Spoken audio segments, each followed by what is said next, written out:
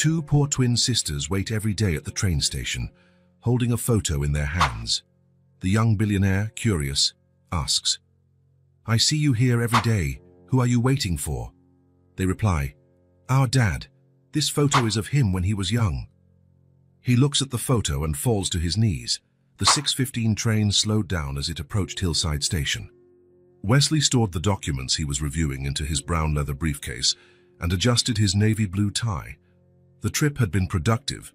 2 contracts signed, a new partnership formed, numbers that made shareholders smile, but did nothing to warm his empty apartment. Hillside Station was just a connection, another dot on the map of his constant business trips. Nothing special. Red brick walls, an old clock high on the main wall, rows of green benches under a metal roof. Wesley knew the place well.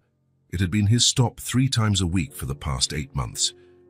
"We've arrived, sir," announced the train attendant with that rehearsed formality. "Next connection in 40 minutes. Wesley stepped off the carriage and felt the cold afternoon air on his face. He adjusted his coat over his arm and held the briefcase firmly. He considered heading to the station's coffee shop to review the contract for his next meeting. Black coffee with no sugar, open laptop, spreadsheets, his perfect routine. That was when he saw them for the first time. 2 little girls sitting side by side on one of the green benches, alone. The taller one wore a red coat with gold buttons. The smaller one had a blue ribbon in her hair. Something about the scene unsettled him. Such young children, all by themselves at a train station. Strange. Wesley hesitated, glanced around looking for an accompanying adult to say, but saw no one. He shrugged and continued toward the coffee shop. The following week, they were there again. Same time, same bench. The girl in the red coat carefully held a piece of paper, as if it was something precious. Both watched intently every time a train arrived.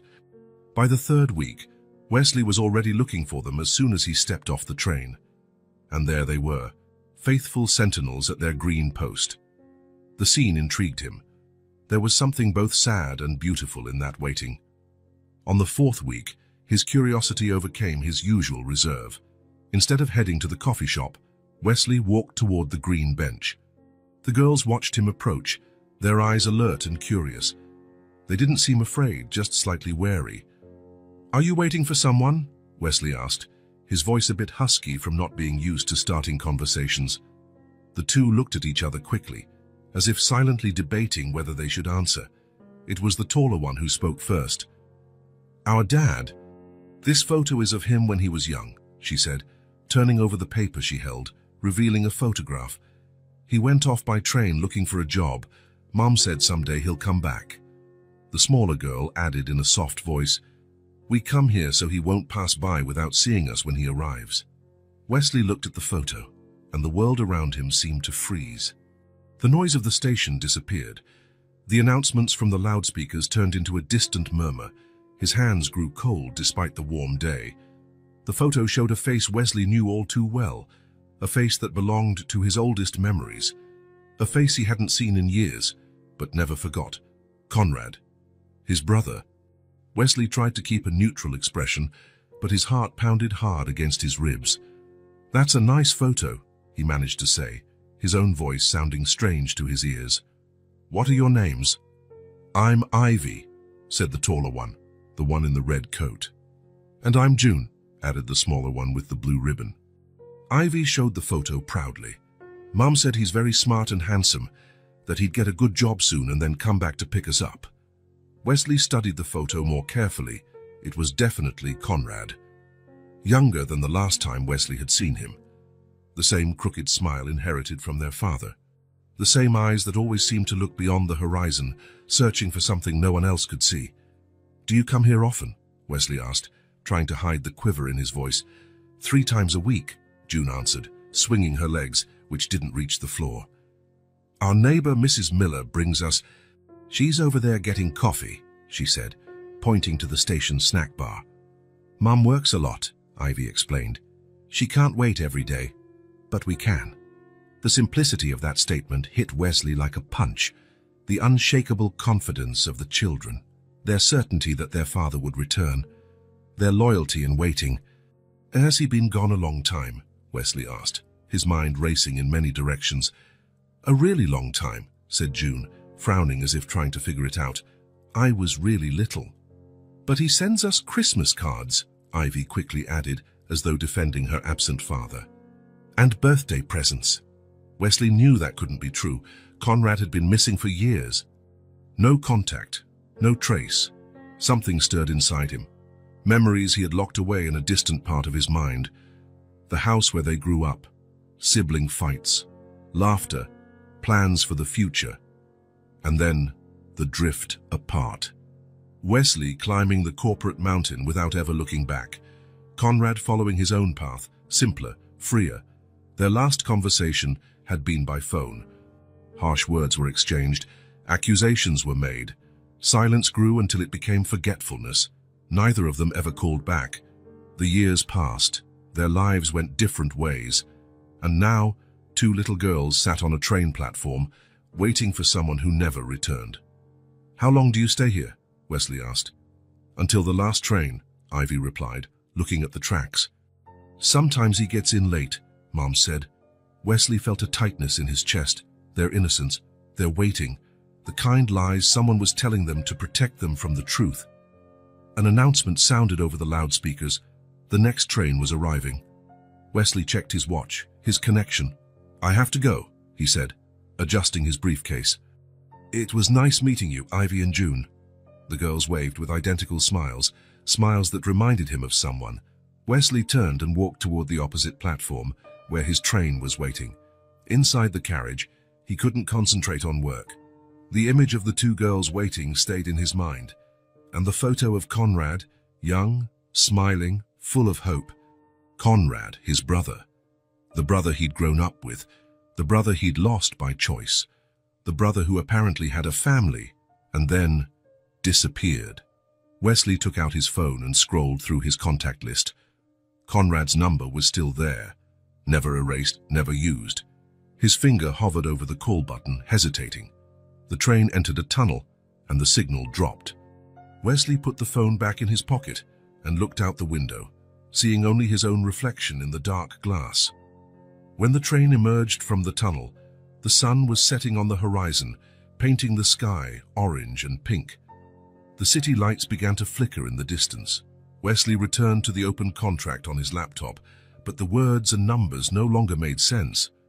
The image of the two girls, of the photo of his lost brother, everything mixed in his mind, preventing him from focusing. What had happened to Conrad? Why were those girls waiting for him? Who was their mother? Questions without answers. And sitting on that train that carried him away from the station, away from the girls, away from the past that had returned like a ghost. Wesley knew he would come back, not just to catch his usual connection, but to find out the truth, to get answers, to understand what had happened to Conrad, and maybe, just maybe, to learn something about himself in the process. Wesley couldn't sleep that night. The faces of the girls at the station haunted his thoughts.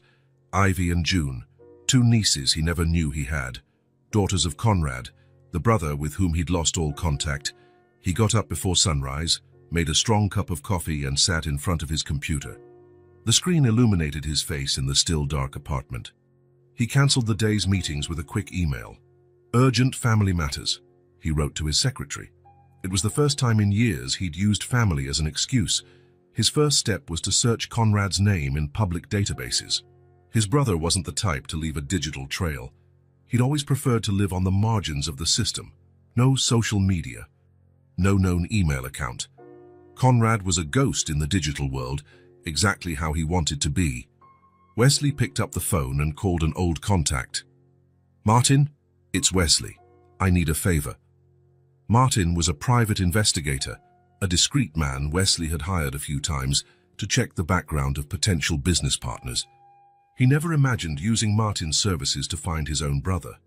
"Send me the details by email," Martin said. "And it's going to cost more than usual, considering the urgency." "Money is not an issue," Wesley answered, hanging up. In the following hours, Wesley rummaged through drawers he hadn't opened in years. He found a box of old photographs. He and Conrad at the beach, teenagers, both at their high school graduation. The last photo together at their mother's birthday, shortly before Wesley moved to take his first executive job. He scanned one of the pictures and emailed it to Martin, along with all the information he had about Conrad. It wasn't much: age, last known address, last job. A whole life reduced to a few short paragraphs. Martin's reply came 2 days later, faster than Wesley had expected. "I found a few things about your brother," said the raspy voice on the phone. "Not much, but enough to start with. I've sent the file to your email. Are you sure you want to go through with this?" Wesley hesitated for an instant. "I am," he finally replied. The file contained fragments of Conrad's life over the past few years, temporary jobs, addresses changing every few months, and then something more solid. Conrad had lived for almost 2 years in a rental house on the outskirts of the city with a woman named Margot Klein. Wesley read and reread the name, Margot, the girl's mother. It had to be. Martin had included a copy of the rental agreement. Only 2 names, Conrad Wilson and Margot Klein. No mention of children. "Can you find out where this Margot lives now?" Wesley asked in a new call. "I already did," Martin replied. "It's in the report, page 3. She moved 5 years ago to a small apartment in the East District. She works as a seamstress at a repair shop in the Riverside Shopping Center." Wesley thanked him and hung up. He looked at the address on the screen. A simple neighborhood, far from the center, away from the places he frequented, a different world from his. In the days that followed, Wesley returned to his work routine, but something had changed. In meetings, he found himself thinking about the girls on the platform. During train rides, he stared out the window, wondering where Conrad might be. At night, he reread Martin's report, searching for clues he might have missed. A week later, he made a decision. He put on simple clothes, jeans, a plain blue shirt, a worn leather jacket he rarely used. He drove himself instead of using his usual driver. He told his secretary he'd be unavailable all day. He drove to the Riverside Shopping Center first, a modest place with small stores and inexpensive cafes. He easily found the repair shop. Behind the counter, a middle-aged woman was helping a customer. It wasn't Margot. Wesley had gotten her photo from Martin. He waited outside, pretending to be interested in nearby window displays. An hour later, he saw a woman with curly brown hair leaving the shop. He checked the photo on his phone to confirm. It was her, Margot. He followed her from a distance, watching how she moved with quick, determined steps. She bought a sandwich at a snack bar, then stopped at a pharmacy. The routine movements of an ordinary life. Wesley felt like an intruder, a voyeur into someone else's life. He wondered if he should approach Margot right there, introduce himself, ask the questions that plagued him. But something held him back. It wasn't just curiosity driving him, it was guilt. Guilt for having drifted away from Conrad, for missing years of his life, for not being there when his brother needed him, for prioritizing his career, his success, his money over blood ties. When Margot boarded a bus, Wesley returned to his car. He wouldn't follow her any further that day. He had the address. He knew where to find her when he was ready. For 3 days, Wesley wrestled with himself. Should he seek out Margot? Should he introduce himself as Conrad's brother? What would he say to the girls if he met them? How would he explain his absence all these years? Questions without easy answers. On Wednesday, Wesley drove to the neighborhood where Margot lived. He parked 2 blocks away and walked slowly, feeling the weight of each step. The building was simple but well cared for. Exposed brick walls, 3 floors, no elevator, a pot of geraniums by the entrance, a child's bike chained to the stair rail. Wesley stopped in front of the building, looking up at the second-floor windows. Behind those cheap curtains were the answers he was seeking, and maybe even more questions. Something inside him, a voice he hadn't heard in years, told him he needed to go in, ring the bell, and face the past that had found him in the form of 2 girls at a train station. It wasn't curiosity that led him there. It was guilt, an old, deep guilt he carried like a stone in his pocket. The sun was beginning to set, casting long shadows across the quiet street. Wesley took 1 step toward the building's entrance, then another. His heart pounded in his chest. It was time to face what he had left behind. Wesley stood motionless in front of the building, gazing at the windows on the second floor. The child's bike chained to the railing confirmed what he already knew. Children lived there, his nieces. A gust of cold wind hit him, but it wasn't the wind that made him shiver. It was the weight of memories returning like a wave, sweeping away years of distance. He remembered the bedroom they shared when they were children, 2 beds separated by a small nightstand. Conrad's always messy, covered in books and sketch pads. His always neat, with books arranged alphabetically. "You need to learn to relax, Wessie," Conrad used to say, throwing a rolled-up sock ball at the ceiling. "Life isn't a spreadsheet." Conrad was always like that, light, free, unconcerned about the future, while Wesley planned every step since he was 12. The house they grew up in wasn't big or luxurious, but it was full of life. Their father, a mechanic, came home smelling of grease, telling funny stories about customers. Their mother, a teacher, always had a new book to share with them. They were happy, even without much money. Wesley leaned against the lamppost in front of the building, still unable to approach the door. The memories came now like scenes from a long-forgotten movie. Summers at the lake house borrowed from an uncle. Conrad diving in without fear of the height. Wesley calculating the perfect angle to jump. Competing over who could swim the farthest. Nights fishing under the stars. The Christmas when they got a bicycle to share. Conrad insisted Wesley use it first, even though Wesley was younger. "You'll enjoy it more than I do," he had said, with that natural generosity he always had. Wesley smiled at the memory. Conrad was always the better of the two, the kinder, the more honest. When their mother got sick, Wesley was 15, Conrad 17. It was the younger brother who visited her every day in the hospital.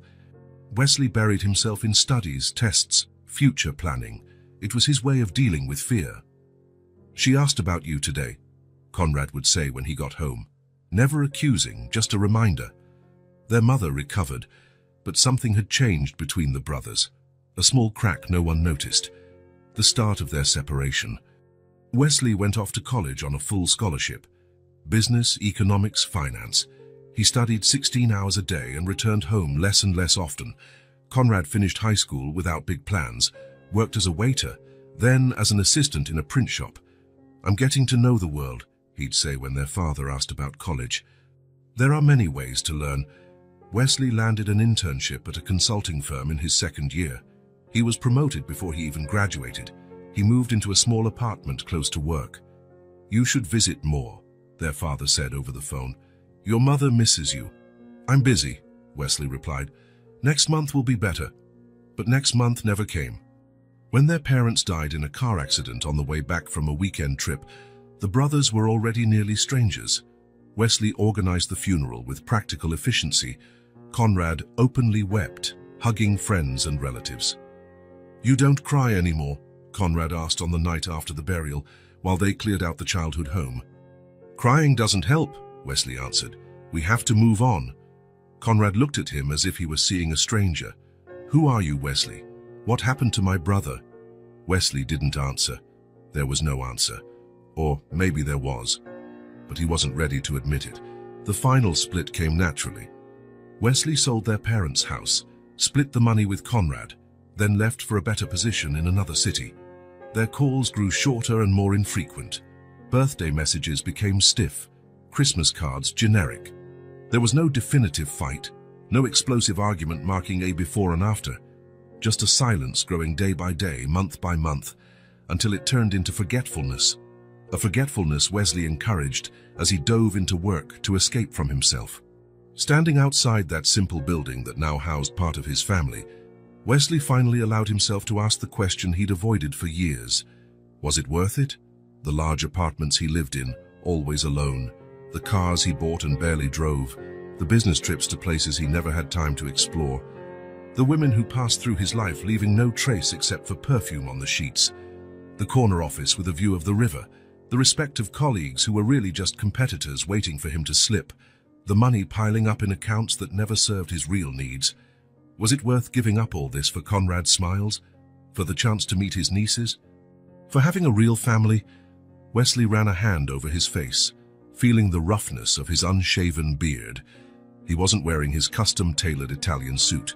He wasn't shielded by his efficient secretary. He wasn't hidden behind his mahogany desk. He was just Wesley, Conrad's brother, uncle to two little girls waiting on a train platform for a father who didn't come back. A woman passed him on the sidewalk, throwing him a suspicious look. Wesley realized he must look odd, standing there for so long. He took a few steps toward the building door, then stopped again. What would he say? How would he introduce himself? "Hello, I'm the uncle you never knew because I was too busy being important." The sun was slowly setting, and the first lights were turning on in the building's windows. Somewhere inside, Margot was making dinner for her daughters, Conrad's daughters, Wesley's nieces he never knew existed. Guilt gripped his chest like an invisible fist. Not just for losing touch with Conrad, but for wasting so much time, for choosing the path that seemed right, but led him away from what truly mattered. Wesley took a deep breath and looked at the darkening sky. It was time to leave the past behind. It was time to find out what had happened to his brother. It was time to meet his family. He took a step toward the building's entrance, then another, and another. Wesley climbed the 2 flights of stairs slowly, counting each step as if it might delay the inevitable. The second-floor hallway was narrow, with wallpaper peeling at the corners and simple light fixtures casting a yellowish glow. Apartment 204. The door was plain wood, with a small peephole at eye level and a worn welcome mat at the threshold. He raised his hand to knock, but hesitated. What was he doing here? What did he expect to find? Answers. Redemption. A connection with the brother he'd lost. He took a deep breath and knocked 3 times, firm knocks, confident, very different from the turmoil he felt inside. For a moment, there was no answer, just silence and the distant sound of a TV in another apartment. Wesley almost felt relieved. Maybe no one was home. Maybe he could postpone this confrontation, reorganize his thoughts, prepare a better speech. Then he heard light footsteps approaching. A female voice asked, "Who is it?" Wesley swallowed hard. "My name is Wesley Wilson. I need to speak with Margot Klein." The peephole opened, and a pair of brown eyes observed him cautiously. After a moment, there was the sound of a chain being removed, followed by the click of the lock. The door opened partially, still held by a security chain. The woman looking at him through the crack had brown hair tied in a messy bun. She wore a simple t-shirt and sweatpants. Her eyes, despite the initial suspicion, were kind. "I'm Margot. What do you want?" Wesley straightened up, feeling the weight of this moment. Years of distance, choices, and silence concentrated in a single instant. "I'm Wesley, Conrad's brother." Margot's eyes went wide with genuine surprise. Suspicion gave way to confusion. She closed the door briefly, not to lock him out, but to remove the security chain. When the door opened fully, her face revealed a shock Wesley hadn't expected. Conrad never mentioned he had a brother. Her words hit Wesley like a silent knife, cutting deep into something vital within him. His eyes stung, he felt the blood drain from his face. For a moment, the hallway seemed to spin around him. Conrad never talked about him, never mentioned his existence. As if Wesley had been wiped out of his brother's life entirely. It wasn't just forgetfulness, it was a deliberate erasure, a chosen absence. "May I come in?" he managed to ask, his own voice sounding odd to him. Margot hesitated for a moment, analyzing him carefully. Then she nodded and stepped aside. "The girls aren't here," she said, as if that explained her decision. "They're at ballet class with the neighbor." Wesley entered a small hallway that led directly into the living room. The apartment was modest but cozy, a combined living area and open kitchen, all in one well-organized space. A sofa with colorful cushions, a dining table for 4, plants in hand-painted ceramic pots, children's drawings stuck to the fridge with bright magnets. A home. A real home. "Would you like some coffee?" Margot offered, breaking the uncomfortable silence. Wesley nodded, still processing the impact of that first revelation. Conrad never mentioned having a brother, as if an entire part of his life had been erased, as if Wesley had never existed. "Sugar?" Margot asked, turning on the coffee maker. "No, thank you, black." She motioned toward the sofa. "Have a seat. Sorry about the mess." With little kids, it's hard to keep things in order. Wesley looked around. There was no real mess, just signs of life. A children's book open on the coffee table, a doll forgotten in a corner of the couch, a small coat draped over a chair, signs of a family. He sat on the sofa while Margot made the coffee. He watched her discreetly. She moved with precise efficiency. Small but strong hands, fingers marked by the work of a seamstress. "How did you find me?" she asked, bringing 2 cups of coffee and sitting on the chair opposite him. "I hired a private investigator," Wesley answered honestly. "After I saw the girls at the station," Margot's eyes widened. "You met Ivy and June." "At the train station. They were waiting." Wesley hesitated. "Waiting for Conrad." Margot lowered her gaze to her cup, a sad smile on her lips. "They go 3 times a week. Mrs. Miller, our neighbor, takes them when she can. I didn't have the heart to stop them." A tense pause ensued. Wesley took a sip of the coffee, strong and well made. "What happened to Conrad?" he finally asked. Margot took a deep breath, as if gathering courage. When she spoke, her voice was calm but carried an old weight. "I met Conrad at the print shop where he worked. I'd brought some fabric samples to make business cards for my sewing work. He helped me." She smiled at the memory. "Conrad had this way of making you feel special, you know. Like that moment, that conversation, was the most important thing in the world to him." Wesley knew that well. Conrad always had that gift, being fully present, something Wesley had never mastered. We started seeing each other. It was all very quick and intense. Within 3 months, we were living together. He was kind, funny. "A dreamer." Margot paused, tucking a stray curl behind her ear. "His jobs never lasted very long. There was always some problem. The boss was unfair. The work was boring. He deserved more. Conrad had big dreams, but never a plan to achieve them," Wesley finished. Margot looked at him in surprise, then nodded. "Exactly." One night, he came home saying he'd heard about an incredible opportunity in another city. A publishing company was hiring. It was his dream job, working with books, with art. She took another deep breath before continuing. "We had an argument. Not a big fight, but I was tired of starting over, of living on hopes. I said things I regret.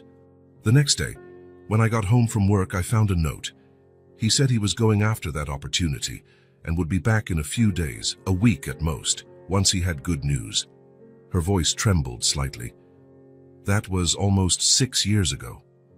Wesley felt a knot in his throat. 6 years.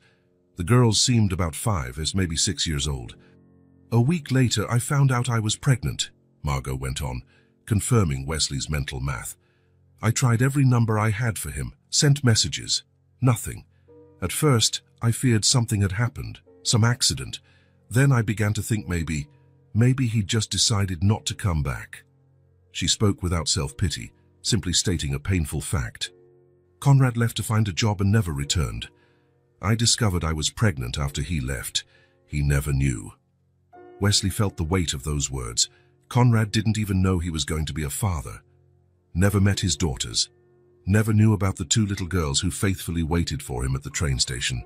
"Did you try looking for him?" "The police?" "I filed a missing person report," Margot replied. "But without details of where he was headed, they couldn't do much. I thought about hiring a detective like you did, but I couldn't afford it." She motioned around the simple apartment. "When I learned they were twins, it was scary. Me alone and with no close family, expecting 2 babies. But I managed. I have a steady job now. Neighbors who help. The girls are healthy and happy." Wesley looked around again, this time with new eyes. What once seemed like a simple apartment now looked like a monument to Margot's strength, raising 2 daughters alone, building a safe home, staying strong despite being abandoned. That was when he noticed the photo on the shelf next to the TV. The same photo he'd seen in the girl's hands at the station. Conrad, younger, smiling that carefree smile he'd always had. Wesley stood and went over to the photo. The same eyes, the same rebellious hair, the same determined chin the girls had inherited from their father. "They love that photo," Margot said, joining him. "It's the only image of their father they have." Wesley touched the frame gently, as if afraid it might break. "What did you tell them?" About Conrad. Margot crossed her arms in an unconscious, protective gesture. At first, they were too young to ask. When they started noticing other kids had dads, I told them he was working far away, that one day he'd come home. She let out a long sigh. They think he's just working far away. I never knew how to say he might not come back. Her eyes met Wesley's, searching for understanding. It's not exactly a lie. I don't know what happened to him. Maybe he is working somewhere. Maybe he's... She didn't finish the sentence. So they started going to the station, Wesley concluded.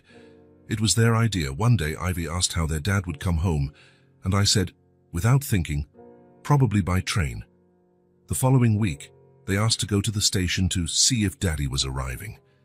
I thought it would be a one-time thing that they'd soon forget. But hope became a way to survive, Wesley said. Margot looked at him surprised, then nodded slowly. Yes, their hope became something precious. Something I didn't have the heart to destroy. Wesley sat back down, feeling the weight of her story. Conrad had vanished completely, left a pregnant woman behind, never knowing he'd be a father, never contacting her again, and never once mentioned he had a brother. The silence stretched between them for a long moment, heavy with unasked questions, untaken paths, lost possibilities. Why are you here, Wesley? Margot finally asked. After all this time, why look for Conrad now? It was a fair question. Wesley didn't have a ready answer, or maybe he had several, all incomplete. I thought I might help find him, he said, realizing how half-true that sounded. There's something you're not telling me, Margot observed, her eyes suddenly sharp. Have there been any updates about him? Wesley realized Margot was far more perceptive than she appeared. A single mother raising 2 daughters alone wouldn't be easily fooled. No, he replied, holding her gaze. No news of him. That at least was true. There had been no recent updates. What he knew or suspected dated back years, and he wasn't ready to share that possibility. Not yet. Not before being certain. You have more questions, Margot said. I can see it in your eyes. Wesley hesitated. He had so many questions. So many gaps to fill. So many missing pieces. Did Conrad ever talk about me? He finally asked, knowing the answer, but needing to hear it. Margot slowly shook her head. Never. He said very little about his family overall. Mentioned his parents had passed away, but never talked about siblings. I always assumed he was an only child. Each word was like a small cut. Conrad had erased Wesley from his narrative, deleted his older brother from his story. The pain of that was deeper than Wesley expected. I see, was all he could manage. Did you two have a falling out? Margot asked gently. Wesley looked at his hands, clean, well-groomed, hands that had never known calluses or grease stains like his father's. Hands that signed contracts but had never rocked a child to sleep. There wasn't a big fight, he replied. We just went different ways. I went one way, he went another. And one day, we realized there were no more intersecting paths. It was the truth, though incomplete. There was more guilt than he could admit out loud. More responsibility, more regret. He was lonely, Margot said softly. Even in the middle of a crowd, surrounded by people, Conrad seemed to look for something that was missing. Wesley nodded silently. Conrad had always been that way, restless, seeking something beyond the horizon, something that might not even exist. The sound of a key in the door interrupted them. Margot stood up quickly. That's the girls, she said with a hint of nervousness. I didn't know they'd be back so soon. Wesley also stood, suddenly alarmed. He wasn't ready for this. Not now, not like this. Margot seemed to sense his panic. You can stay, she said, or you can go if you'd prefer. But if you stay, I won't say who I am, Wesley finished. Not yet, she nodded, grateful for his understanding. The door began to open. The door opened fully, and 2 small figures burst in like a whirlwind of color, light curls bouncing, pink and purple backpacks, ballet slippers dangling from their shoulders. They both froze when they saw Wesley standing in the living room, as if they had rehearsed the perfect synchronized stop. Who's he, Mom? Asked the one in the blue sweater. June Dees, Wesley recognized from the station. Before Margot could answer, Ivy, the other girl, took a step forward, her eyes widening in recognition. "I know you. You talked to us at the station." Wesley's heart raced. He hadn't expected to be recognized so easily. He nodded with a small smile. "Yes, we met there." Margot looked from Wesley to the girls, clearly surprised by the existing connection. "This is Mr. Wesley," she explained carefully.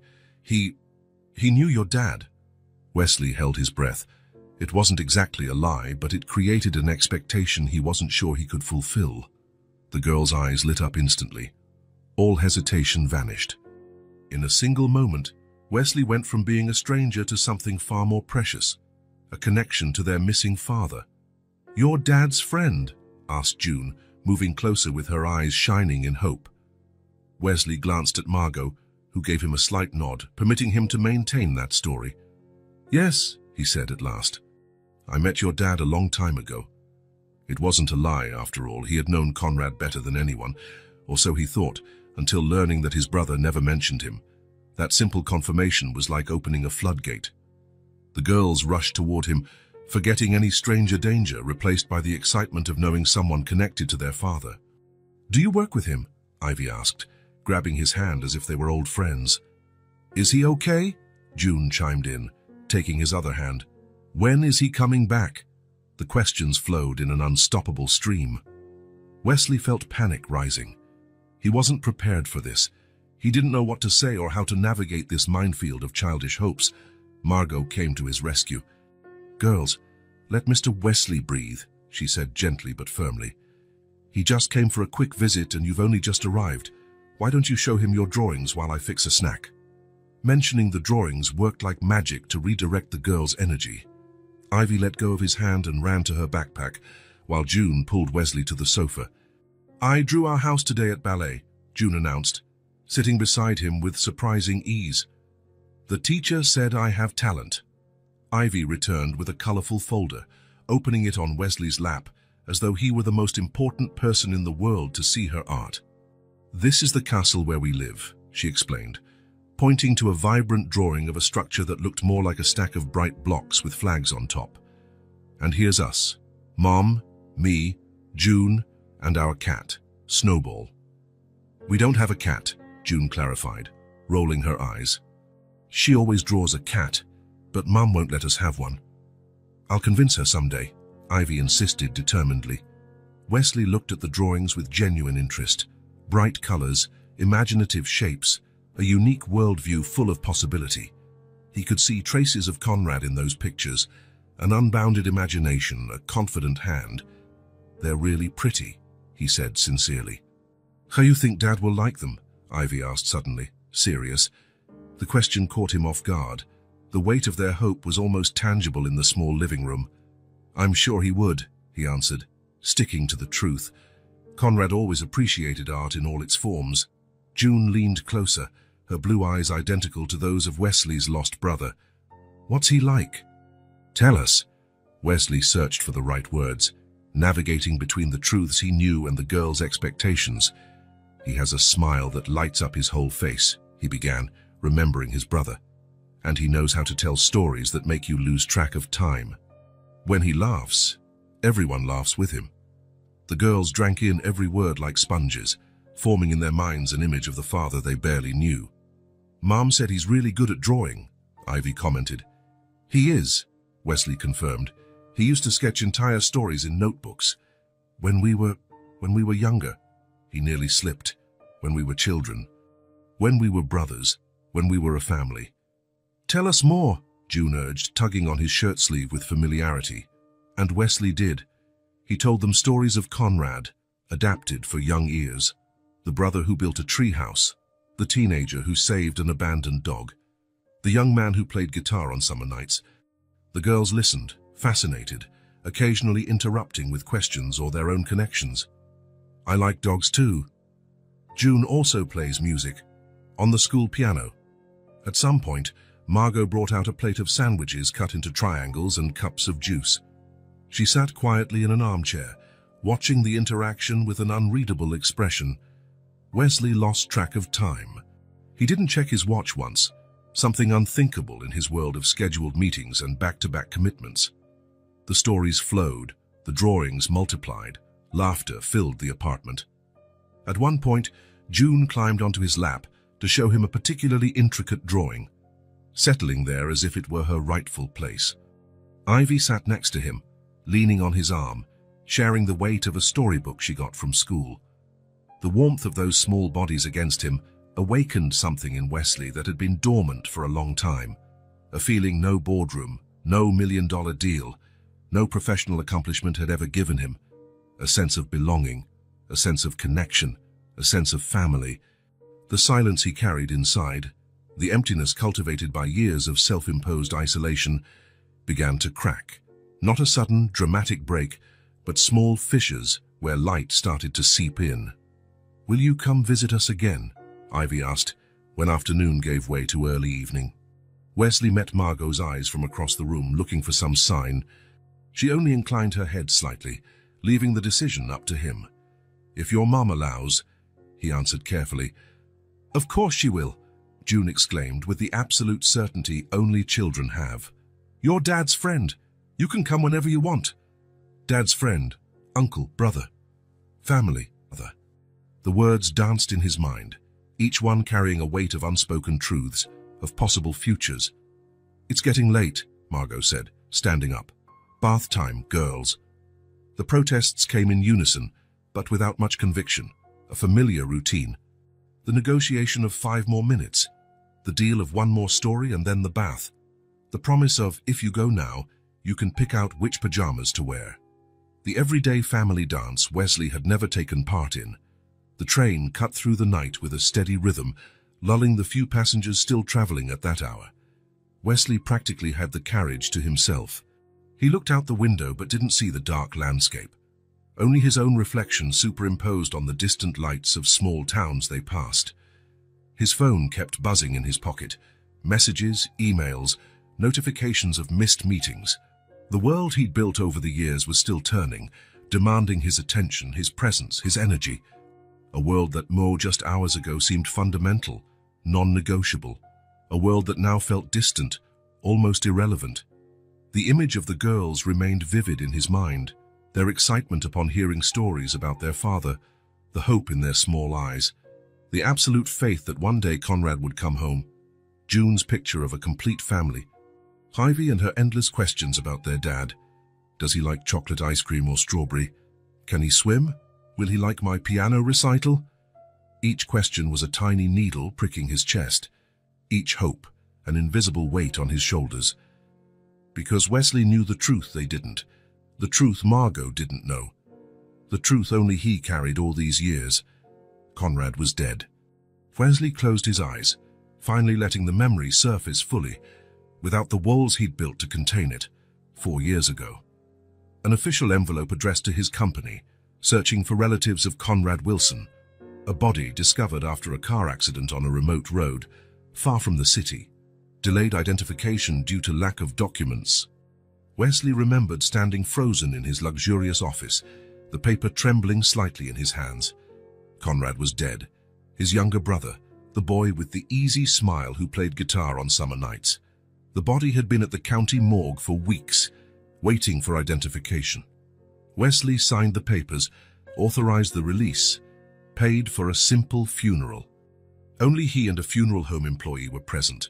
No friends, no other family, no Margot, no daughters he didn't know existed. Conrad died without knowing he had daughters, without knowing he was going to be a father, perhaps chasing some distant dream, some opportunity that probably never existed. And now, 4 years later, 2 little girls sat every week at a train station, clutching a photo in their hands, waiting for the return of a man who would never come. The train took a curve, jostling Wesley from his memories. He opened his eyes and saw his reflection again, a man in an expensive suit, with dark circles under his eyes and an expression he no longer recognized. For years, he had done what he thought was right. He hadn't searched for Conrad when he disappeared. He hadn't tried to find anyone who might care about his death. He handled it like everything else in his life, with practical efficiency, no room for emotions that would complicate the process. Solve it, file it away, move on.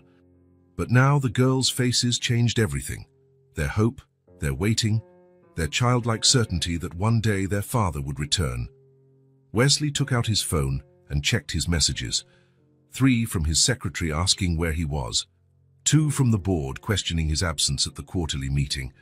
1 from his assistant reminding him to sign urgent documents. Mechanically, he typed a short reply. Family emergency, I'll be out for a few days. Family. The word felt strange, distant. When was the last time he'd used that word about his own life? What should he do now? That question hammered in his head ever since he left Margot's apartment. Should he tell the truth, destroy the hope that had kept that little family afloat? Or should he simply return to his old life, pretend he never found the girls, never learned about them? That would certainly be easier, going back to his meetings, his contracts, his empty apartment. Let Margot continue with her illusion. Let the girls grow up thinking their father was just away, working, and someday would return. A benign lie, perhaps. But as the train moved through the night, Wesley knew he couldn't do that. He couldn't turn his back again. He couldn't choose the easy way out. Not this time. I can't destroy that hope and then just carry on, he muttered to himself, the words barely audible above the train's steady rumble. If I'm going to tell them, I have to stay. The thought surprised him with its clarity. It wasn't just about revealing the truth. It was about being there to face the consequences. It was about not running away, as he had done so many times before. It was about taking responsibility for something beyond numbers on a spreadsheet. Stay. The word echoed in his mind. What exactly did it mean to stay? Postpone meetings, take a vacation, move here, rebuild an entire life. Wesley didn't have answers to those questions.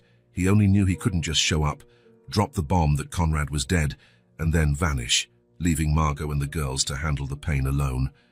If he chose to tell them, he'd have to stay for the next day.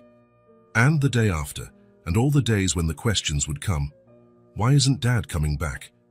Where is he now? Did he love us? Questions to which he had no answers, but which he couldn't ignore. The train began to slow, approaching the next station. Wesley recognized the city lights. He was almost home. His luxurious apartment awaited him. His organized and predictable life. His controlled world where he was respected and feared, but never truly known. He grabbed the briefcase with the documents he hadn't been able to review. He straightened the tie he had loosened during the ride. He prepared to disembark. Yet something had changed. He was certain he had to make a decision. He knew that whichever path he chose, nothing would be the same. The train came to a complete stop. The doors opened. Wesley stood up and walked down the empty aisle. Once again, as so many times in his life, he faced a choice. But this time, it wasn't about his career, an investment, or a corporate strategy. It was about the kind of man he wanted to be, about the kind of life he wanted to live. Stepping onto the nearly deserted platform, Wesley felt the weight of the truth he carried, a weight he'd ignored for years but could no longer deny, a weight he was, for the first time, willing to bear. The train pulled away, leaving him alone on the platform. Tomorrow, he thought. Tomorrow he would go back to Margot's apartment. Tomorrow he would begin to learn what it meant to stay. The next morning, Wesley woke before his alarm. Sitting on the edge of his king-size bed in his penthouse apartment, he surveyed the space around him as if seeing it for the first time. Expensive furniture chosen by a decorator. Abstract art on the walls, selected to match the color scheme, not for personal meaning. Floor-to-ceiling windows overlooking the financial district. A perfect, impeccable place, and completely empty. His phone vibrated on the nightstand. Without looking, he knew it would be urgent emails, meeting reminders, requests that couldn't wait. The world he had built over the years, spinning incessantly. "Martha," he said to his secretary on the phone, "I need you to cancel all my meetings today." The silence on the other end revealed her surprise. In 15 years of working together, Wesley had rarely cancelled commitments. "All of them?" she finally asked, keeping it professional. "Even the board lunch to discuss the acquisition?" "All of them," Wesley confirmed. "Ask James to represent me. Tell them a family issue has come up." Family.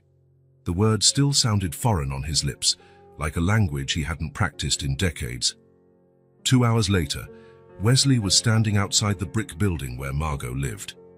Wearing more casual clothes, jeans and a simple shirt, in one hand he carried a small bag containing children's books he'd bought along the way. Margot answered the door with a hint of surprise. "Wesley," she said, adjusting the apron she wore. The air smelled of something sweet baking. "The girls are at school." "I figured," he replied. "Actually, I came to talk to you." She hesitated briefly, then stepped aside. The apartment seemed different in the morning light, more alive, with sunlight shining through the windows, illuminating the potted plants on the windowsills. "I'm making cookies for the school party," Margot explained, heading back to the kitchen. Wesley followed, feeling awkwardly large for the domestic space. "I want to help," he said finally after sipping the coffee she offered. Margot kept cutting cookie dough with her cutters, her rhythm unwavering. "Help how?" "Financially, for starters," Wesley replied. "And also, I want to be around, to get to know the girls better, to be part of their lives if you'll let me." Margot stopped what she was doing, her eyes studying him intently. "Why? You barely know us. And from what I understand, you barely knew Conrad these last few years."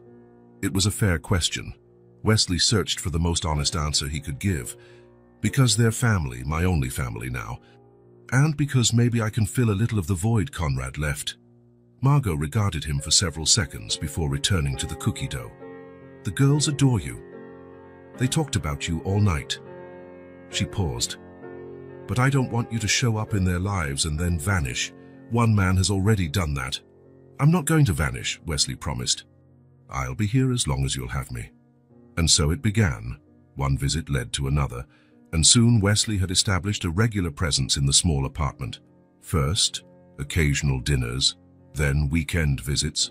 Eventually, he was there almost every day, rearranging his work schedule in ways he'd never considered possible. Meetings got shortened. Trips were postponed. Decisions he once insisted on handling personally were now delegated with clear instructions. His phone was never far. He still had a corporate world demanding his attention, but there were boundaries now that hadn't existed before. "Mr. Westfield insists on a meeting in Chicago," Martha informed him by phone 2 weeks later. "He says the contract can't be closed without you." Wesley, sitting at Margot's kitchen table, looked out the window at Ivy and June jumping rope in the building's small courtyard. "Schedule a video conference for tomorrow at 7, Chi," he replied, not taking his eyes off the girls. "If he needs something sooner, I'm available by phone until 8 tonight." "But sir," he offered his private jet. "It would only be one night." "I can't, Martha. I have a commitment here I can't cancel." That commitment was Ivy's ballet recital at school, something that, in his old world, wouldn't have even made it onto his calendar. In the days that followed, Wesley discovered a world that existed alongside his own, a world of simple routines and small but significant obligations, helping June with her math homework, fixing the broken swing at the park, buying groceries for dinner. "You know how to cook?" Margot asked one evening, surprised to see him peeling potatoes with surprising skill. Wesley smiled. "I lived alone during college, learned the basics." What he didn't mention was that for the last 2 decades, he hadn't cooked a single meal. Fine restaurants and takeout had replaced that skill. Now, rediscovering it, he felt a strange satisfaction in creating something as simple as a home-cooked dinner. The highlight of his new routine was picking the girls up from school. At 3 o'clock, he parked his car near the gate and waited among other parents. At first, he felt out of place, a high-powered executive among young mums and a few dads, all of whom knew each other. Over time, he became just another adult waiting for his kids. "Uncle Wesley!" The shout always came first, followed by 2 small figures running toward him, backpacks bouncing, hair messy after a day of learning and play.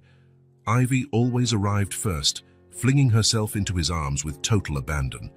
June came right after, more reserved but equally affectionate, handing him drawings or schoolwork she deemed worthy of immediate admiration. "I made a map of the planets. My teacher said my story was the best in class.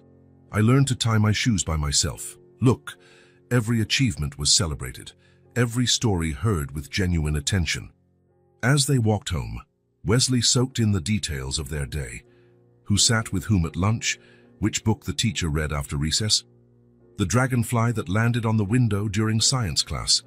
Small, insignificant details to the outside world, but they formed the daily fabric of their lives. Details Wesley never thought he'd find important, yet now they structured his own days. At night, after dinner, a homework routine formed at the kitchen table. Ivy struggled with math but loved to read. June was good with numbers but needed extra help spelling. Why does this word have a P in the middle? It makes no sense. June would grumble about language quirks. It comes from Greek, Wesley would explain patiently. Like psychology, the P is silent, but it's still important. Words shouldn't have hidden letters, June declared with childlike logic. That's cheating.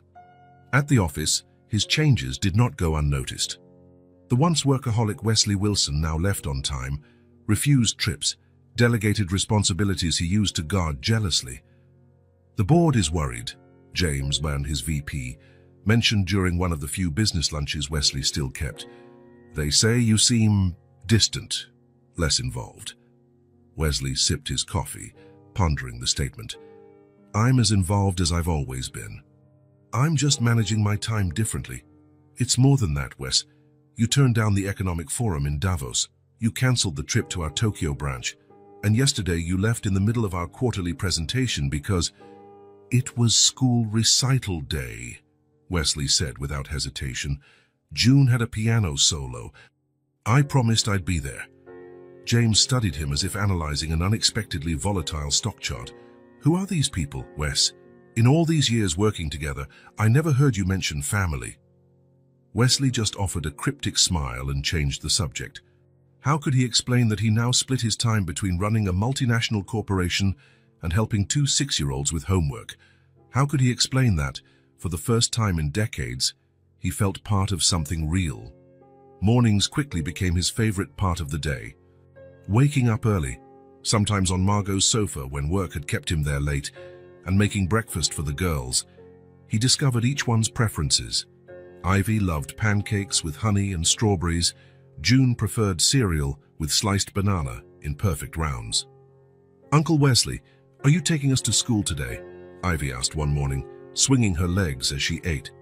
If your mum says it's okay, Wesley answered, looking over at Margot, who watched the scene with a mix of gratitude and puzzlement. Sure, she said, checking the time. Actually, that would be great. I have deliveries to make before noon. And so Wesley found himself integrating into the morning routine, brushing teeth, combing hair, checking backpacks, tying shoelaces. A familiar choreography he never imagined would become part of his life, yet now he performed it with growing competence. Not like that, June protested when he tried to braid her hair. Mum does it differently. After several failed attempts, Margot took over, her nimble fingers weaving the blonde locks easily. Wesley watched carefully, determined to learn. Your hands are too big for delicate work, Margot teased, but her tone was kind. You'll get it with time. Time. Wesley had plenty of it now, or at least he organized it differently. The same 24 hours he once devoted almost entirely to work were now carefully divided. Meetings were condensed. Reports were read during the girls' bath time. International calls were scheduled for after they were asleep. The walk to school was short but revealing. The girls pointed out landmarks in their personal geography, the tree with a bird's nest, the house with the big dog, the corner store where Mr. Kim sometimes gave out free candy. Amanda got a new puppy, June informed him, clutching Wesley's hand as they walked. She's bringing a picture today. And the teacher is teaching about the solar system, added Ivy, skipping along. Did you know Jupiter is huge? Bigger than all the others put together? Wesley smiled. Actually, Jupiter is really big, but not bigger than all the other planets combined. It's larger than the sum of some of them, though. Ivy frowned, thinking about this. You know a lot, Uncle Wesley, sometimes more than the teacher. The genuine pride in her eyes made Wesley feel something no professional achievement had ever stirred, a mix of humility and responsibility that was both frightening and rewarding.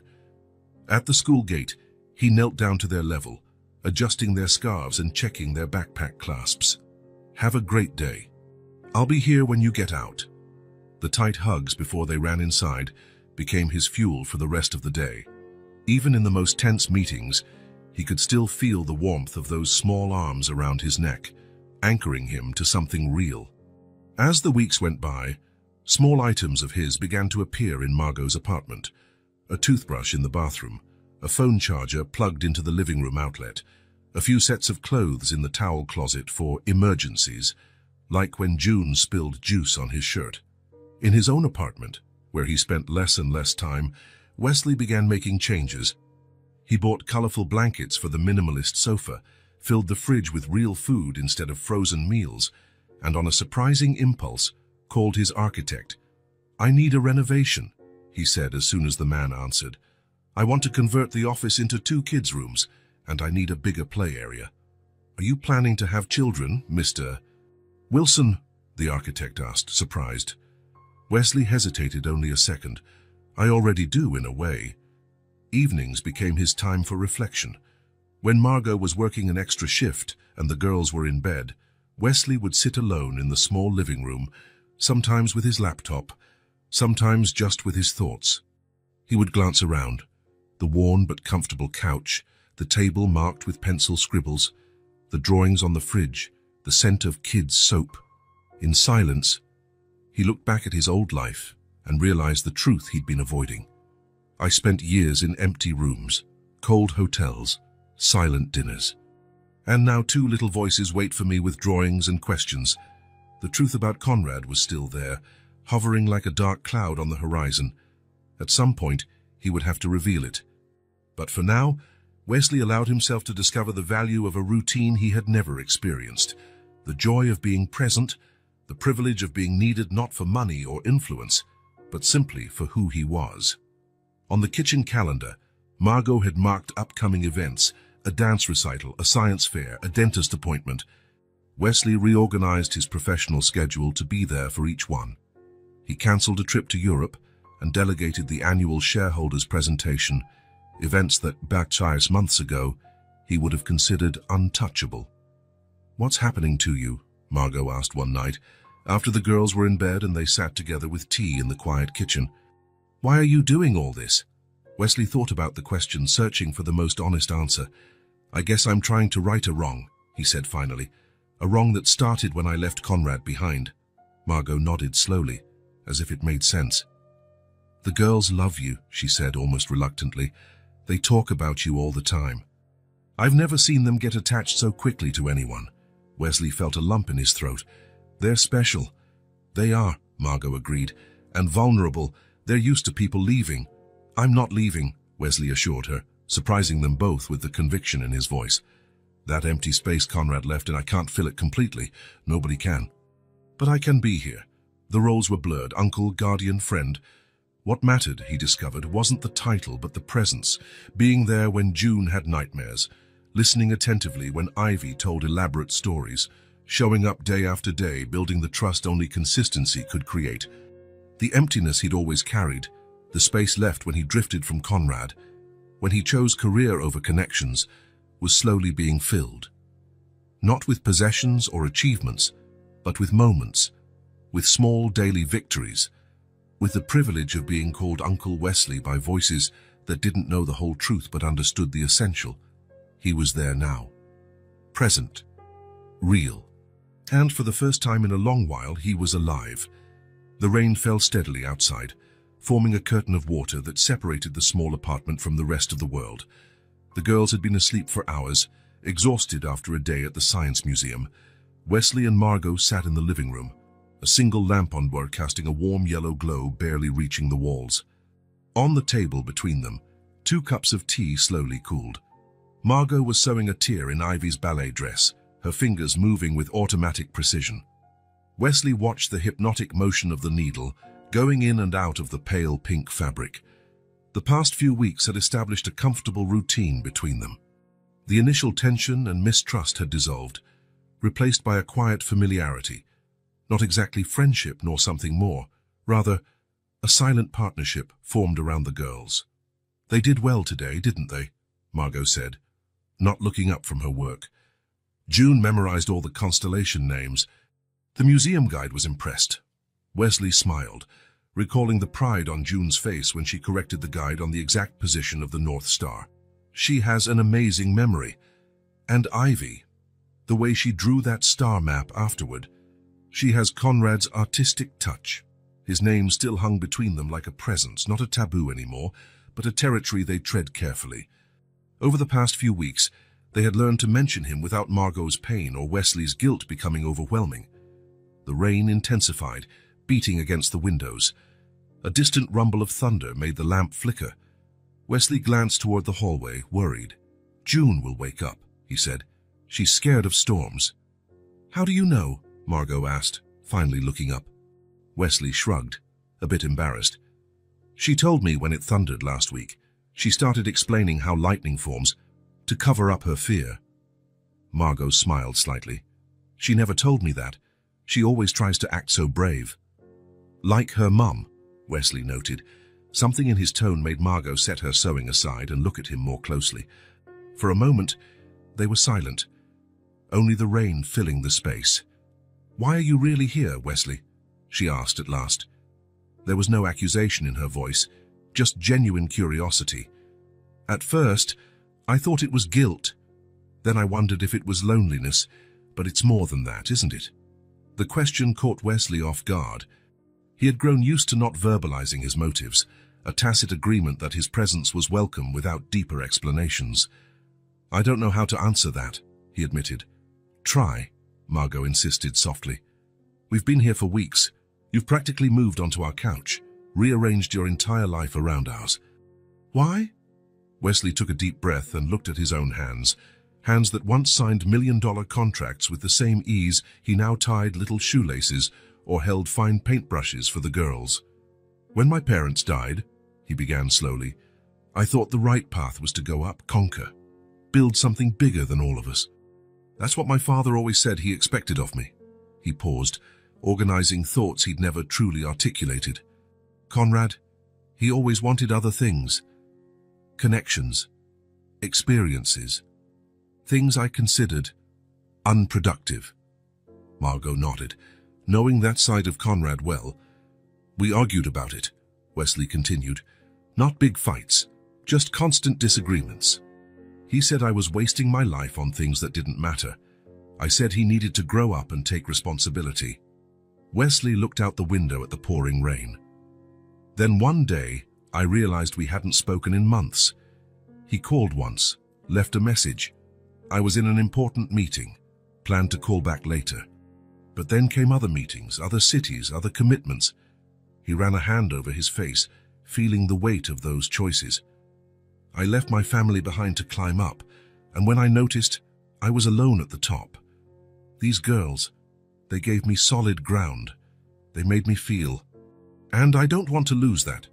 His words came out more intensely than he planned, loaded with emotions he wasn't used to showing. For a moment, he felt exposed, vulnerable, in a way the corporate world never allowed. Margot didn't reply immediately. She set the pink dress on her lap and looked at Wesley. Her eyes, usually practical and direct, were soft in the lamp's glow. She simply watched him, her silence neither judging nor pressuring, only receiving those words, that confession. It was a silence that didn't weigh. It embraced. Wesley felt something loosen inside him. A knot he'd carried for so long, it had become part of his structure, suddenly eased by Margot's simple acceptance. Outside, the rain began to subside. The moment remained between them, fragile and precious. "They need you too," Margot finally said in a low but steady voice, "more than any of us realized." A door opened in the hallway. Small, sleepy footsteps approached. "Uncle Wesley." June's sleepy voice broke the moment. "There's thunder. Can I stay here for a bit?" Wesley turned, opening his arms. June crossed the room quickly and snuggled against him, her eyes already closing again. "Of course you can," he answered, adjusting her on the couch. "I'm right here." Margot picked up the pink dress and resumed her sewing, a small smile on her lips. Between them there was now a quiet understanding. Too many things had gone unsaid over the course of their lives. Some could never be recovered. But here, in this small apartment, With the rain easing outside and a child dozing between them, there was a chance to build something new from what life would not give back. Wesley woke up early that Sunday morning. He spent some time just lying on Margot's sofa, staring at the ceiling, listening to the apartment's subtle sounds, the low hum of the fridge, the ticking of the kitchen clock, the gentle wind brushing against the window. Today would be the day. He had postponed it far too long. In the last few weeks, with each joyful moment shared with the girls, each peaceful dinner with Margot, the weight of the unrevealed truth grew within him. Conrad was dead. His nieces were waiting for a father who would never return. Margot was holding on to hopes that would never be fulfilled. And Wesley, the only one who knew the truth, was letting them carry on with their waiting. He got up before anyone else and prepared breakfast: pancakes for Ivy, cereal with banana for June, strong coffee for Margot, exactly how they liked it. As though the familiarity of these gestures might somehow ease what was coming next. The girls came down first, still in their pajamas, hair messy from sleep. Wesley felt that now familiar ache in his chest as he saw them, a mix of love and anticipation for the pain he was about to cause. "Uncle Wesley made pancakes," Ivy exclaimed, running to hug his legs. "With maple syrup?" June asked, already climbing onto a chair. "With maple syrup," he confirmed, setting the plate in front of her. When Margot came downstairs, already dressed for the day, Wesley exchanged a meaningful glance with her. "Are we going to the park today?" June asked between spoonfuls. "You promised to teach us how to fly a kite." "Later," Wesley replied. "First, I have something important to talk about with your mom. Can you watch cartoons for an hour?"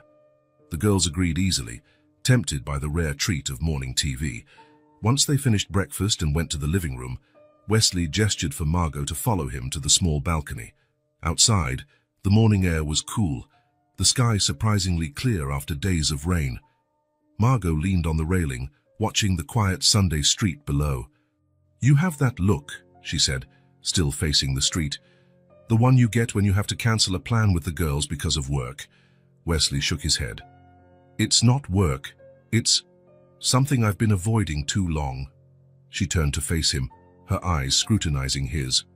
Since their conversation on the stormy night, something had changed between them. A deeper understanding, perhaps. A trust that wasn't there before. "It's about Conrad," she said. It wasn't a question.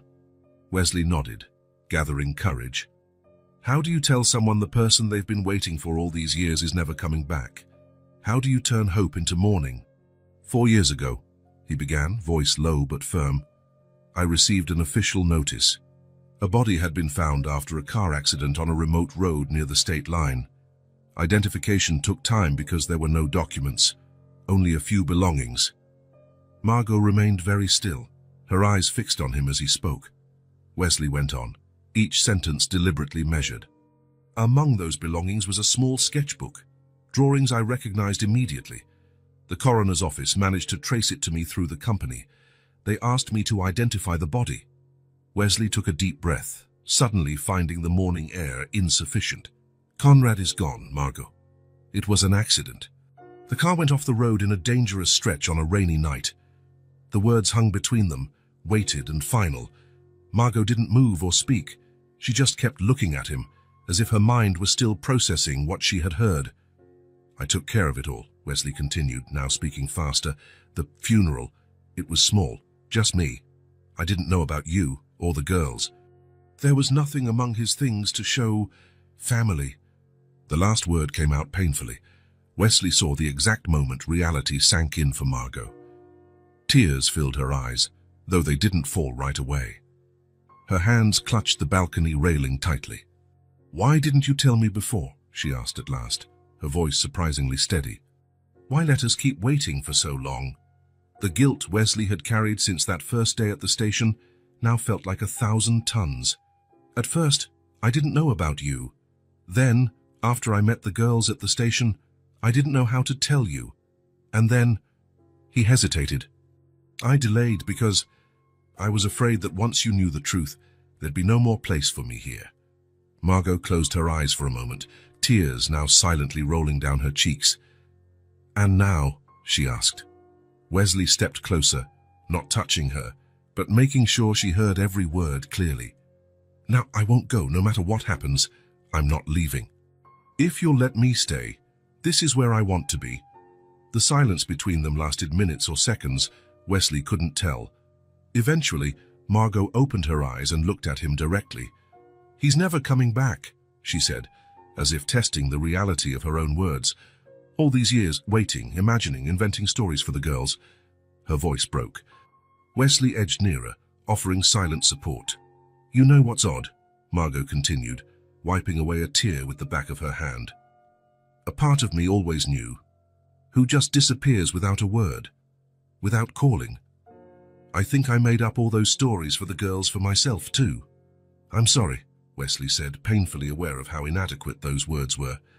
To his surprise, Margot did something unexpected. She inhaled deeply, a long and shaky breath, and then her shoulders relaxed, as though she was setting down a weight she'd carried for years. "The waiting is over," she said softly. "I can stop waiting now." Wesley realized that, however painful the truth was, there was relief in knowing. The limbo of uncertainty might be harsher than definitive mourning. At last, the waiting could transform into memory. Margot leaned on the rail, looking up at the clear sky. "How will we tell them?" she asked, maternal worry taking over immediately. "They're so little." Wesley had thought about it a lot. "We can do it together. Right now, if you're ready." She hesitated, then nodded. "Now, before I lose my courage." They went back inside. The girls were immersed in a cartoon, giggling at something on TV. Wesley felt his heart clench, thinking of how that laughter might soon turn to tears. Margot turned the television off, ignoring the immediate protests. "Mommy and Uncle Wesley need to talk to you about something very important," she said, sitting on the sofa and calling the girls over. Ivy and June came closer, sensing the seriousness in their mother's tone. Wesley knelt before them, meeting their eye level. For a moment, he feared he wouldn't be able to speak. Margot placed a hand on his shoulder, a small gesture that gave him strength. They were in this together. "You remember how you always go to the station to wait for Daddy?" Wesley began softly. The girls nodded, eyes focused. "And you remember, Mom said that one day he would come back?" he continued. They nodded again. Wesley glanced at Margot, who took a deep breath before speaking. "Something happened to your dad, something we didn't know until now," she said, her voice surprisingly steady.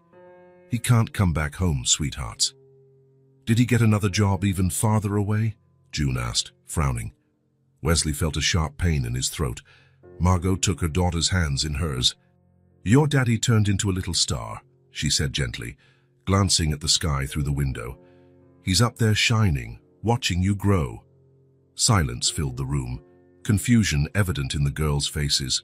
They looked from their mother to Wesley, trying to process this. "Like a star?" Ivy asked in a small voice. "People don't turn into stars." Wesley stepped in, choosing his words carefully. "When very special people leave this world, their light doesn't disappear. It goes up to the sky and becomes a new star. That way, they can keep watching over the ones they love, even from far away." "Daddy died?" June asked directly, surprising Wesley and Margot with her clarity. Margot nodded, tears sliding down again. "Yes, honey. It was an accident a long time ago. We only just found out." "That's why he never came back," June concluded, her little face processing the information with a seriousness beyond her years. Ivy, unlike her sister, burst into immediate tears, throwing herself into her mother's arms. "But I wanted to meet him for real, not just from a photo." Wesley's heart broke at those words. Margot held her daughter tight, their tears flowing together. For several minutes, the room was filled only with Ivy's sobs and Margot's whispered comforts. June stayed seated, quiet, her eyes locked on Wesley's as if seeking further confirmation. "Uncle Wesley," she finally said, her voice steady despite her watery eyes. "You knew Daddy really well, right?" Wesley nodded, reaching out his hand to hers. "I did. We grew up together. So you can tell us everything about him, everything we don't know?" "I can," Wesley promised. "Every story, every detail I remember. June seemed to consider this, as though deciding if it was enough. Then, surprisingly, she stood and went to the window, looking up at the blue morning sky. "Can we still tell him things?" she asked without turning around. "Even though he's a star now?" Wesley followed, kneeling beside her at the window. He looked at the sky with her, feeling a lump in his throat. "Yes," he answered with conviction, "and he'll be listening." June nodded, satisfied with that answer. After a moment, she reached for Wesley's hand, a quiet gesture of trust that spoke more than any words could. The next few minutes were difficult. More questions came. Some Wesley and Margot were ready for. Others caught them off guard. Did it hurt when he turned into a star? Did he know we were going to be born? Why didn't he send a letter from the star? Wesley learned that sometimes honesty had to be softened with kindness. No, it probably didn't hurt. No, he didn't know about you, but he would have been so happy. Stars can't send letters, but they can send light. Gradually, Ivy's tears subsided. June remained thoughtful, processing things in her own way. Margot seemed simultaneously exhausted and relieved, as if she'd run a marathon and finally crossed the finish line. "We don't have to go to the station anymore," Ivy finally asked, wiping her face with the sleeve of her pajamas. Margot and Wesley exchanged glances. It was a question they hadn't prepared for. "We could go to the park instead," Wesley suggested. "Today, even. And bring that kite I promised to teach you to fly." "We can show it to Dad from the park," June asked. "He'll see the kite in the sky." Wesley felt something warm and heavy in his chest. Not painful, just intense. "I'm sure he will," he answered. "That's the closest we can get to him right now." Surprisingly, the girls accepted that. With the resilience children often show, they cried, grieved, and began to adapt their world to this new reality. Hours later, at the park, while Wesley helped June keep the red kite aloft in the bright sky, Margot approached. They watched the girls together, Ivy laughing as she ran in circles waiting for her turn. June focused on holding the kite steady. "Thank you," Margot said softly, "for telling us." "For staying." Wesley looked at her, seeing the traces tears had left on her face, but also a calmness in her eyes. "Are we going to be okay?" he asked, genuine doubt in his voice. Margot gazed at her daughters before answering. "We will," she said, with surprising certainty. "There's pain, but it comes with light." Wesley followed her gaze to the sky, where the red kite danced against the infinite blue. Yes, there was pain. Conrad's loss was real and tangible for him, for Margot, for the girls. But there was also something new, a shared truth, an improvised family bound not by what they had lost, but by what they had found in each other. The pain was real, but it came with light. The sun was just rising when Wesley parked his car at the gates of Pine Creek Cemetery, a quiet place on the outskirts of town, with old trees casting long shadows over the headstones. He chose to come early when it would be empty. This moment had to be just between him and Conrad. He carried a simple bouquet of sunflowers. Conrad had always liked them. He said they were honest flowers, always turning their faces to the sun with no pretense. Wesley almost hadn't brought them. It felt strange to bring flowers to his brother's grave after so long, but something inside him insisted. Some symbolic gestures are needed, even if they come late. The cemetery was silent at this hour, only distant birdsong and the occasional rustling of leaves. Wesley walked the stone path he knew well, though he'd only been here once, 4 years ago. His steps were slow, measured, as if delaying the inevitable. It had rained the previous night, and the scent of damp earth filled the air. A smell of life, ironically, in this place of final rest. Dew still clung to the grass between the gravestones, soaking the hem of his pants as he walked. 4 years. 4 years since he'd stood there, alone, watching Conrad's casket lowered into the ground. At the time, he hadn't cried, hadn't. He'd treated the event like another task, efficiently arranged, neatly executed, quickly filed away. No emotion, no genuine mourning, just an awareness that yet another chapter of his life was closed. Now it was different. Now he knew Ivy and June. He knew Margot. He knew the life Conrad had built and then left behind. He knew the stories, the laughter, the little family traditions. Now he truly felt the loss, not as a line item in his planner, but as a palpable absence. The headstone was simple. A grey granite stone bearing only his name, the dates, and a short inscription. Artist, dreamer, forever free. Wesley had chosen those words almost randomly at the time, based on distant memories of his teenage brother. Today, he realized how fitting they really were. Conrad, the artist who sketched stories in the margins of textbooks. Conrad, the dreamer who gazed at the stars while Wesley pored over charts. Conrad, forever seeking a freedom Wesley never truly understood. Wesley knelt before the cold stone, placing the sunflowers against it. He ran his fingers over the carved name, Conrad Wilson, letters etched in stone, an attempt to capture a complex life in a simple name. Around him, the cemetery was beginning to stir. A distant groundskeeper was trimming grass.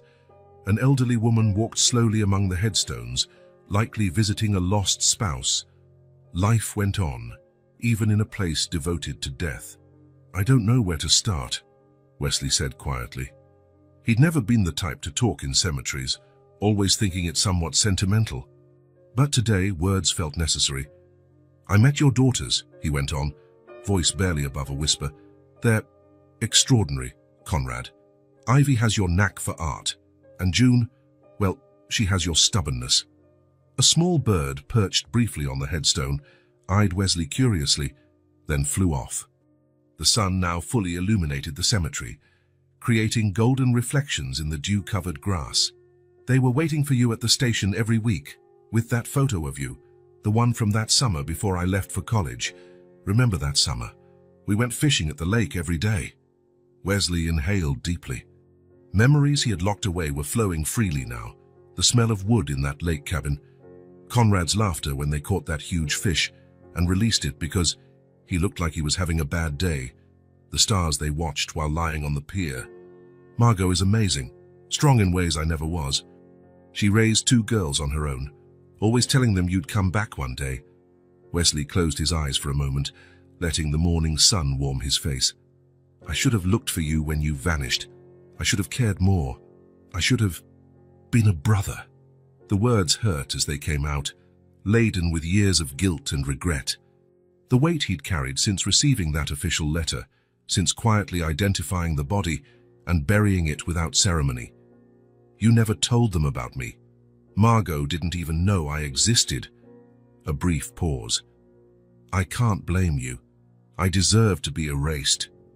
A soft breeze stirred the petals of the sunflowers.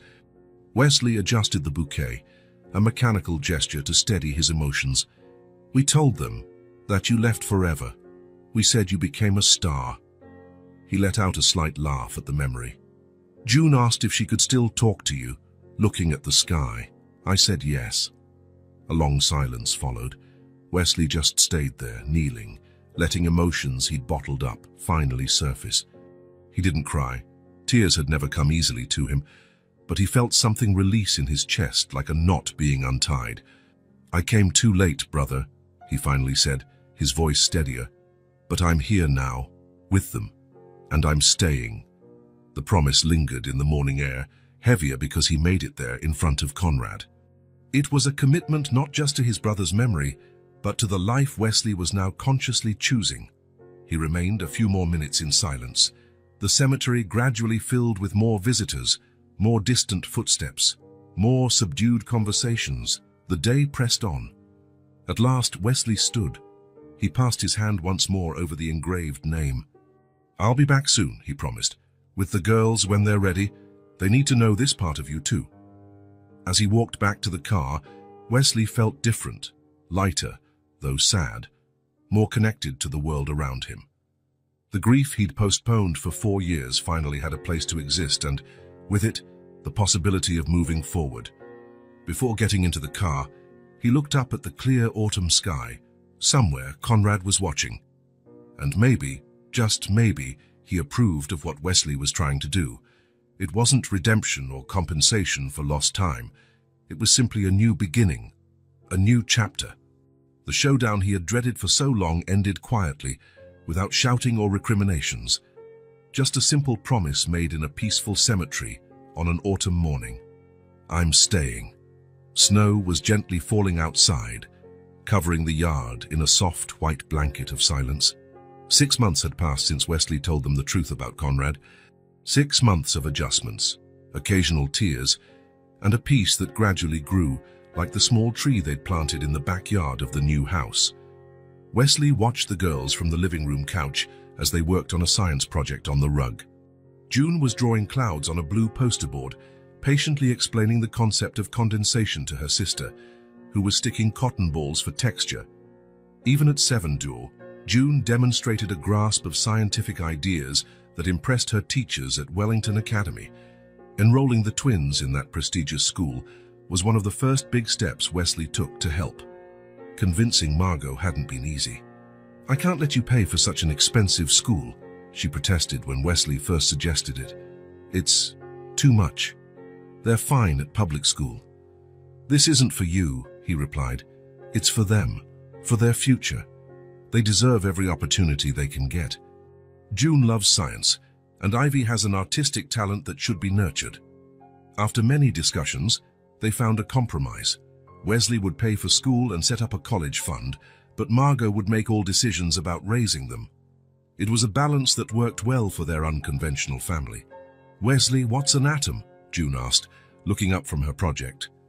"The teacher explained it, but I forgot the exact definition."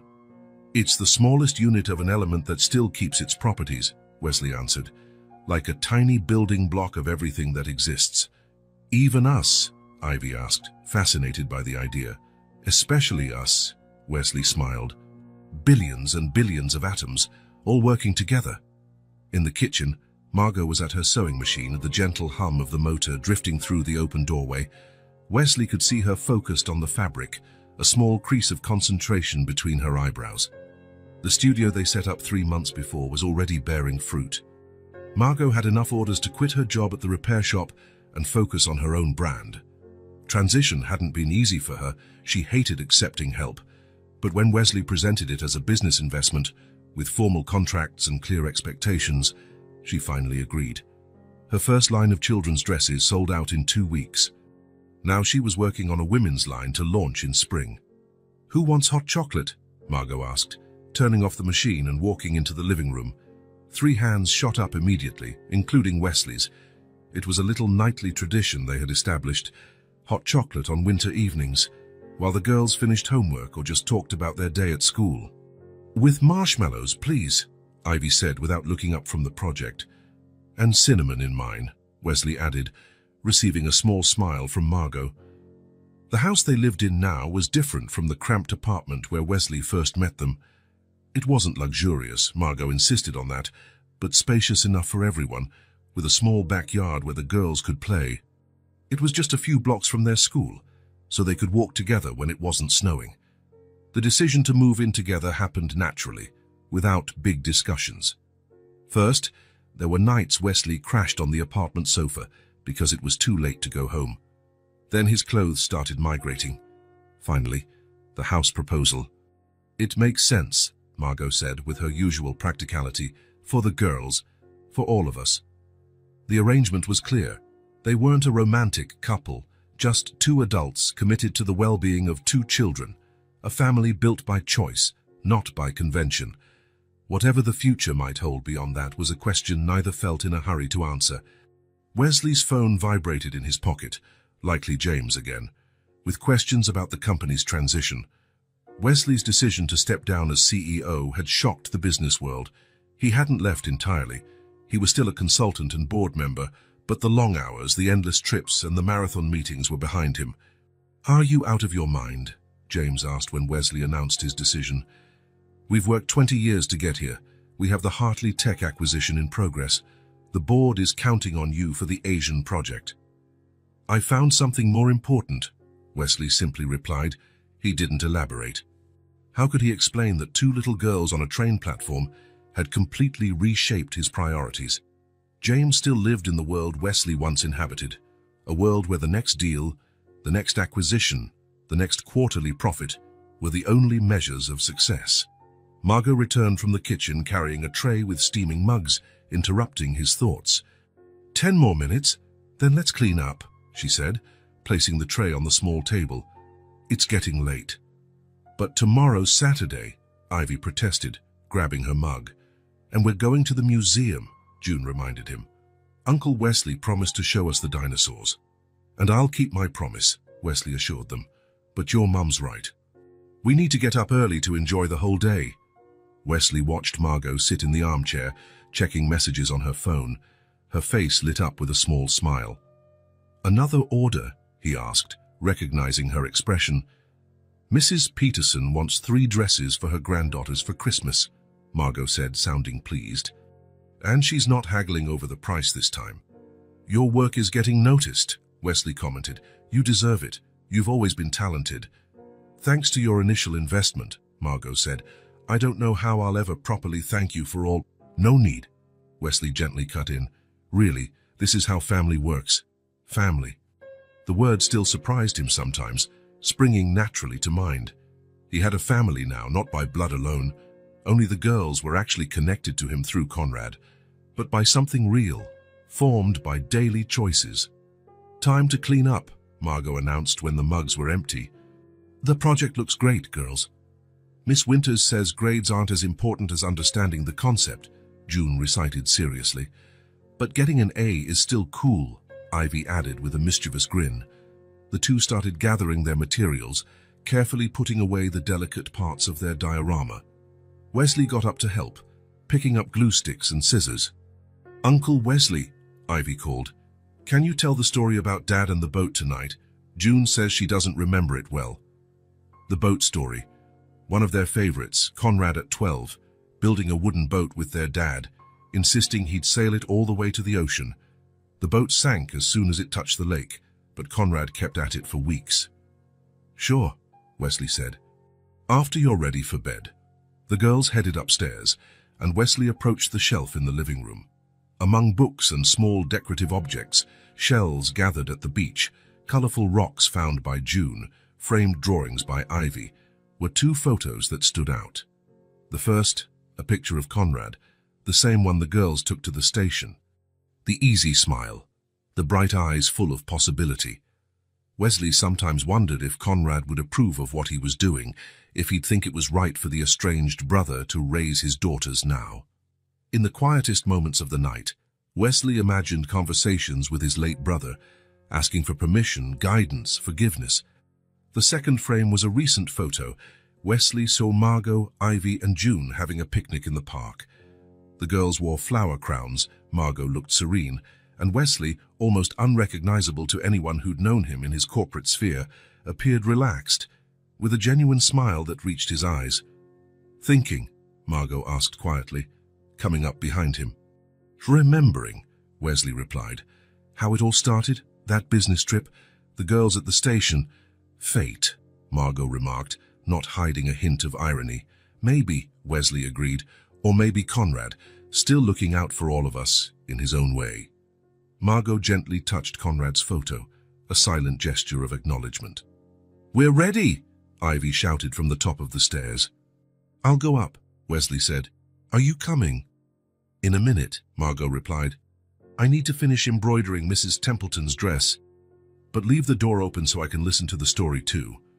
Wesley climbed the stairs, finding the girls already in their beds, June in her blue cloud pajamas with an astronomy book on the nightstand, Ivy in her pink unicorn pajamas hugging a worn-out teddy bear she'd had since she was a baby.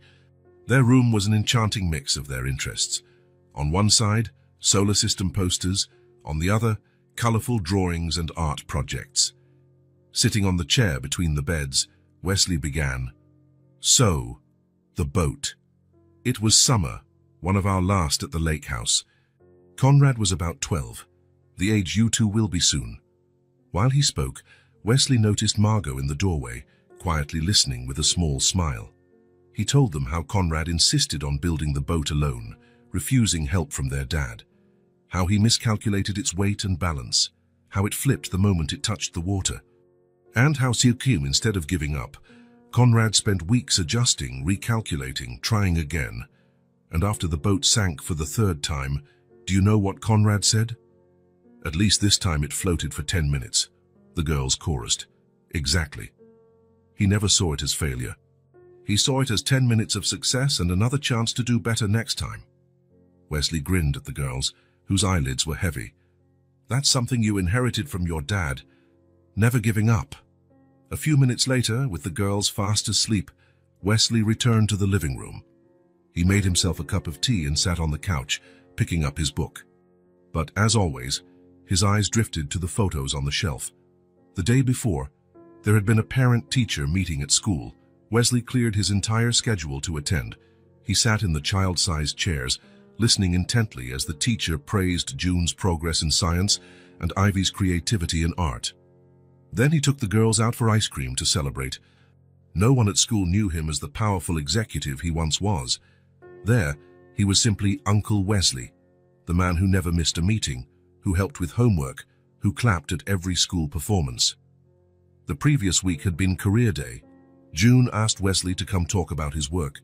"But you don't have to talk about being a CEO," she said, surprising him. "You can talk about how you help us with homework and read us stories. That's cooler." That moment, more than any board meeting, stayed with him. Years ago, from the height of his 20th floor office, Wesley thought he'd reached the top. Now, sitting on a slightly worn sofa in a modest but cozy house, he realized just how wrong he'd been. Outside the window, snow kept falling silently. Wesley watched the flakes for a while, reflecting on how small, seemingly insignificant things, a business trip, 2 children on a train platform, an old photo, could completely change the course of a life. The fund he set up for the girls would ensure they could study wherever they wanted. The house, though modest, was jointly owned by him and Margot, providing stability. The sewing business was thriving, giving Margot not just financial security, but purpose and pride. But beyond the material provisions, Wesley found something far more valuable: presence, being there every day. Listening to who made a new friend at school, helping with fractions, applauding new sketches, drying tears. The simple routine he never experienced, filled with small moments that together formed a full life. It was just another business trip, he thought, feeling a gentle certainty settle in his chest. But I found a family. And at last I found my place. Outside, the snow kept covering the world with new possibilities. Inside the simple house, now filled with peace, Wesley Wilson, once defined solely by his work, finally rested in the place he'd been seeking all along without knowing it. A place that was now home. If this story touched your heart, subscribe to the channel and turn on notifications so you don't miss the next ones. Leave a like, because it helps this story get recommended to more people. See you in the next story.